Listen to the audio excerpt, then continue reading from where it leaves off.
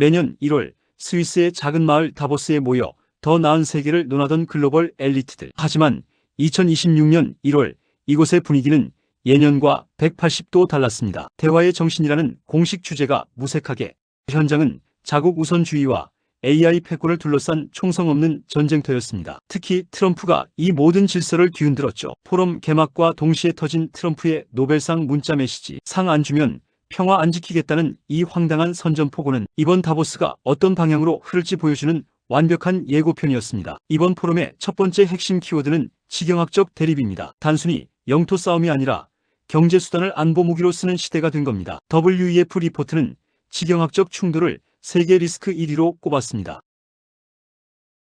미국은 공급망을 재편하고 중국은 자원을 무기화하며 유럽은 그 사이에서 전략적 자율성을 외쳤습니다. 이 긴장의 정점은 바로 그린란드였습니다. 트럼프는 덴마크 총리에게 문서상 근거도 없는 땅이라며 조롱 섞인 독설을 퍼부었죠. 결국 관세 폭탄이라는 실질적인 위협 앞에 유럽은 그린란드에 대한 미국의 군사적 접근권을 허용하며 사실상 무릎을 꿇었습니다. 트럼프가 이번 다보스에서 관철시킨 모델은 지중해 섬나라인 사이프러스 안에 있는 영국군 주권 기지 영역 모델입니다. 섬 전체 주권은 사이프러스 정부가 가지고 기지 내부 주권은 영국이 가지는 모델이죠. 그린란드의 주권은 덴마크가 가지고 미군 기지 땅 안에서는 미국의 법이 적용되고 미국이 원하는 건 무엇이든 지을 수 있으며 집주인인 덴마크의 허락을 받을 필요도 없습니다. 트럼프는 처음엔 그린란드 전체를 팔라며 무리한 요구를 던졌습니다. 덴마크가 펄쩍 뛰며 절대 안 된다고 하자 슬그머니 그럼 기지 부지에 대해서만 주권을 넘겨라라고 제안한 거죠. 덴마크 입장에서는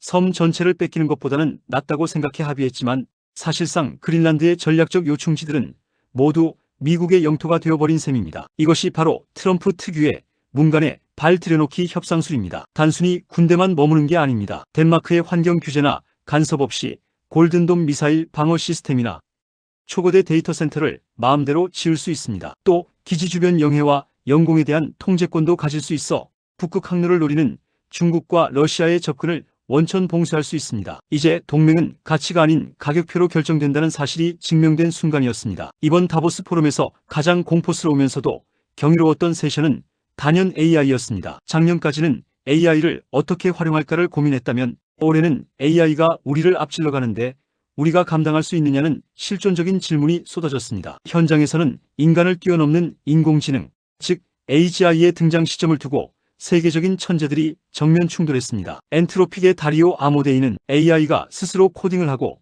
자기 자신을 개선하는 루프에 진입했다며 앞으로 1-2년 안에 AGI가 현실화될 것이라고 단언했습니다. 반면 구글 딥마인드의 데미스 허사비스는 물리 세계의 복잡성을 이해하려면 아직 5 내지 10년은 더 걸린다며 신중론을 펼쳤죠.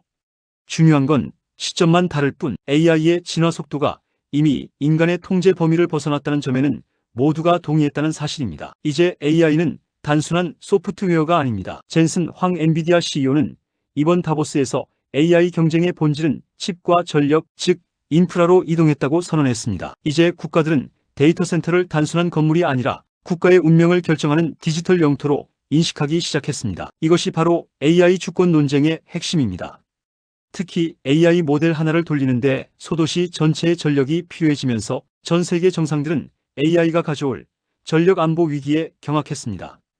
테슬라의 일론 머스크가 다보스에 깜짝 등장해 지구의 전력 부족을 해결하기 위해 우주에 태양광 데이터 센터를 짓겠다는 파격적인 구상을 내놓은 것도 바로 이 때문입니다. 이런 엄중한 기술 안보 논의 속에서도 트럼프는 자신만의 방식으로 존재감을 과시했습니다.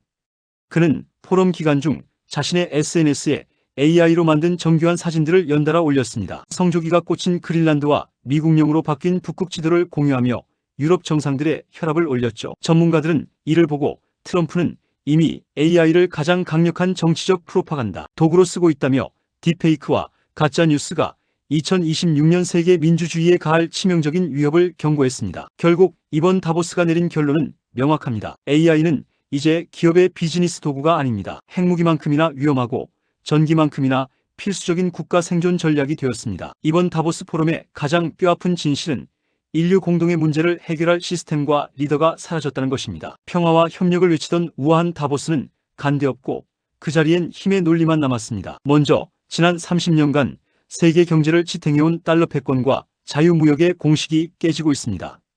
이번 포럼에선 위안화 결제 비중의 급등과 디지털 화폐를 둘러싼 각국의 주도권 싸움이 치열했습니다. 각국이 자국 전용 화폐 시스템 구축에만 몰두하면서 세계 금융은 통합이 아닌 파편화라는 위험한 리스크에 직면했습니다. 상황이 이렇다 보니 기후위기나 빈곤 같은 인류 공통의 숙제는 철저히 외면당했습니다. 리더들이 모였지만 누구도 기후변화를 막기 위한 양보를 말하지 않았죠. 대신 현장에서는 트럼프 대통령이 마크롱 대통령의 선글라스를 조롱하고 그 선글라스가 완판되는 해프닝만 화제가 됐습니다. 본질적인 위기보다 외형적인 쇼가 더 주목받는 정치적 희화화가 이번 다보스의 민낯이었습니다. 이 리더십 부재의 정점을 찍은 에피소드가 바로 트럼프의 노벨상 메시지입니다. 상을 주지 않으면 평화를 지킬 의무가 없다는 그의 발언은 국제사회의 보편적 상식과 도덕적 리더십이 얼마나 처참하게 무너졌는지를 상징적으로 보여줍니다. 이제 국제관계는 대의명분이 아니라 철저한 기브앤테이크로만 움직이는 정글이 된 것입니다. 결국 이번 다보스가 남긴 리스크는 하나로 수렴됩니다. 이제 우리를 지켜줄 국제규범은 없다는 것이죠. 리더가 사라진 자리에는 오직 각자 도생의 생존 본능만 남게 되었습니다. 1월 23일 막을 내린 2016 다보스 포럼. 전문가들은 이번 포럼을 전후자유주의 질서의 최종 사망 선고라고 평가하기도 합니다.